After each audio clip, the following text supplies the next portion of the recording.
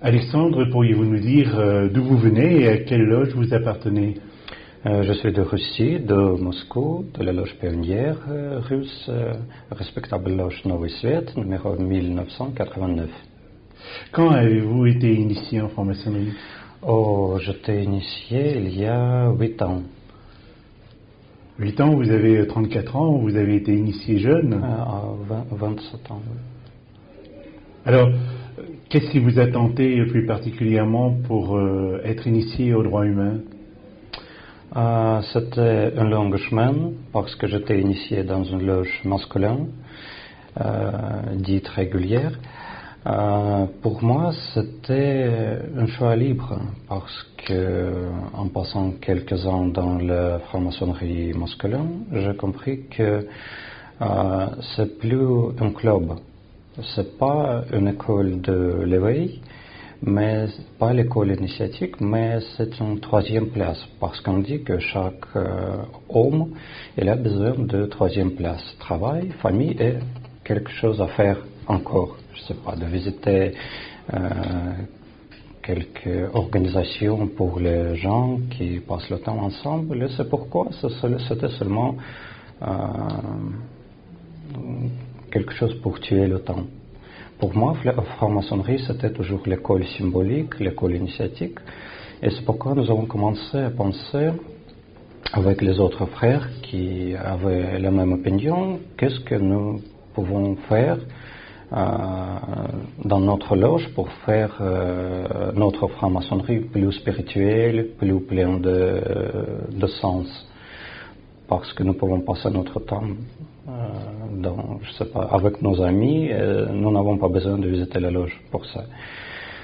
Et puis, nous avons compris que le droit humain, c'est d'un côté, c'est l'école de l'initiation qui donne beaucoup de leçons spirituelles, des leçons de compréhension de son âme, de son monde intérieur, et en même temps, c'est un très bon équilibre avec la société, avec les questions sociales, avec la laïcité, avec, je sais pas, les questions actuelles.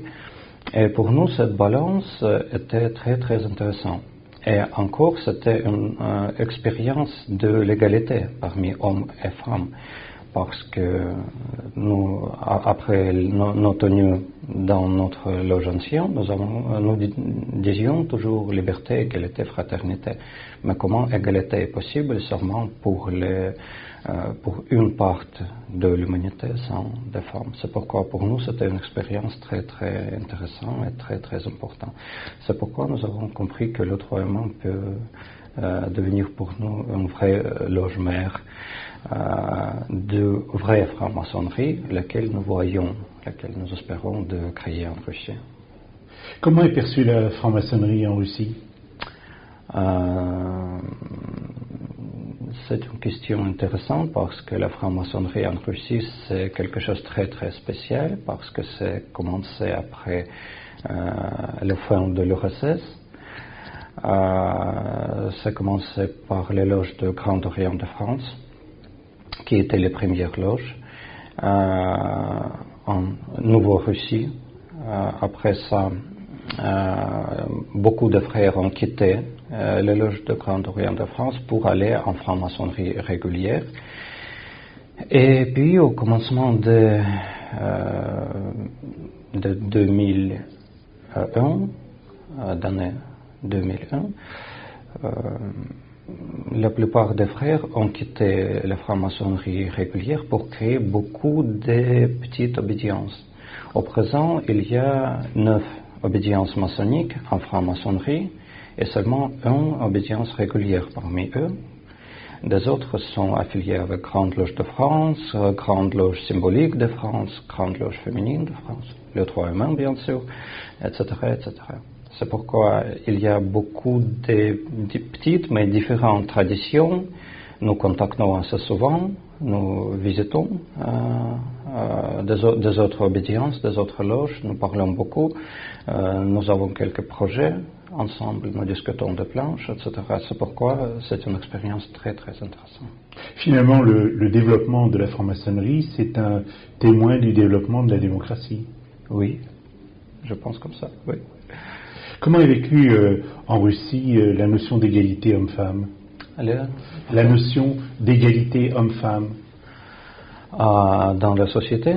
Dans la société. Dans la société, même il y a beaucoup de problèmes, je pense pas trop de problèmes critiques comme dans les pays plus totalitaires, nous pouvons dire, ou plus religieux. Mais en même temps, bien sûr, il y a beaucoup de choses à faire dans cette question. C'est pourquoi il y a quelques associations féministes qui luttent pour les droits des femmes, pour l'égalité des femmes et de l'homme. Mais en général, c'est pas trop tragique, je pense. C'est à mon avis. Alexandre, quels sont les sujets de société, selon vous, à faire évoluer en Russie? Bien sûr, pour nous, très important, c'est le thème de, comment se dire, de développement des gens, de leur liberté de la conscience, parce que dans la société, il y a beaucoup de dogmes, beaucoup de stéréotypes. En particulier, c'est le stéréotype de franc-maçonnerie, parce que l'héritage soviétique, il donne une image de franc-maçon qui est participant d'un complot maçonnique, etc., etc. C'est pourquoi une des plus grandes tâches, c'est de changer cette opinion. Et bien sûr, en général, il y a beaucoup de problèmes modernes qui ont chaque pays. C'est, je sais pas, le problème du monde virtuel qui donne les gadgets, des ordinateurs, parce que les gens passent la plupart de leur vie dans le monde virtuel de l'Internet, et les jeunes gens, encore, ils perdent leur temps, ils ne se développent pas. C'est pourquoi nous tâchons d'utiliser l'Internet comme l'instrument et intéresser des gens de quelque chose d'autre, de publier les articles de développement, etc., etc. Et bien sûr, le problème culturel est très important parce qu'en Russie, c'est une crise économique très très dure et les gens ne pensent pas de comment gagner d'argent, comment vivre. Ils n'ont pas de possibilité de penser, je sais pas, de philosophie d'Aristote, parce qu'ils ont beaucoup de problèmes de la vie quotidienne. C'est pourquoi c'est très actuel en Provence russe, dans les petites villes.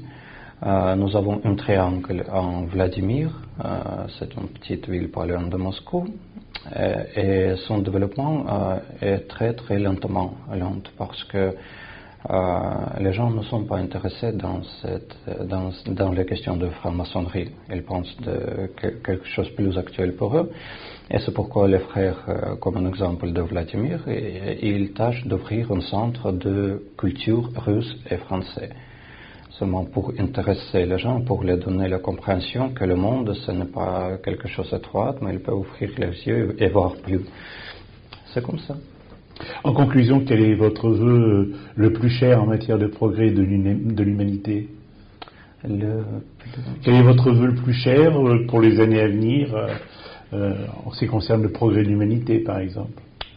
Qu'est-ce que je pense du progrès de l'humanité?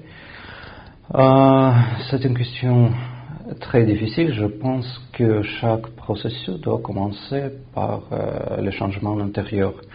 Pour changer l'humanité dans l'intérieur, il faut passer la crise. Parce que personne ne peut pas dire « Eh bien, j'ai changé ». C'est seulement un masque de changement. C'est pourquoi il faut regarder tous les problèmes actuels, les guerres, le terrorisme, tout ce qui se passe. Il faut trouver leur origine, comprendre pourquoi ils apparaissent dans le monde moderne et commencer des changements lents de ça. Et bien sûr, il faut travailler avec les gens, avec les autres générations qui vont changer nous un jour. parce que c'est encore un changement des origines de l'humanité. Il faut donner plus de lumière, plus de fraternité, et la seule chose laquelle nous pouvons faire, c'est donner notre propre exemple pour ça. C'est tout.